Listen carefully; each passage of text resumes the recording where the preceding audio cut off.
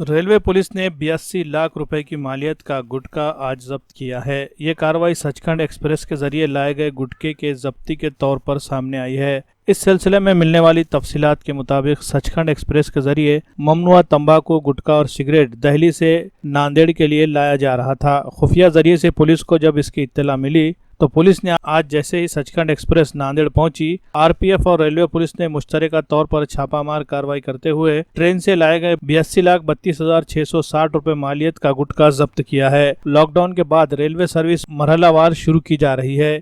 इसका फायदा उठाते हुए गुटखा माफियाओं ने रेलवे के जरिए इसकी स्मगलिंग शुरू कर दी है। आज की गई कार्रवाई में पुलिस ने 2 अफराद को हिरासत में ले लिया है। अभी तक जब्त किए गए गुटखे के असल मालिक का पुलिस को पता नहीं चल सका है। इस सिलसिले में पुलिस ने मुलजिमीन के खिलाफ मुकदमा दर्ज कर लिया है और मजीद तहकीकात जारी है।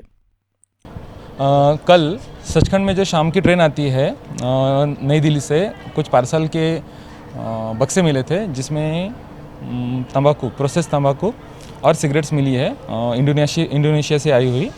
तो वो हमने और आरपीएफ ने ऐसे 2 केसेस किए हैं जिसमें वो जब्त की है। 82 लाख का माल है जो वो रिकवर हुआ है, हमारे पास जब्त है। अभी इन्वेस्टिगेशन चालू है। कोई भी एक्यूज जो है उसको अरेस्ट नहीं किया गया है। हमारे पास इनपुट्स है और आगे कुछ ही दिनों में हम उनको पकड़ने वाले हैं।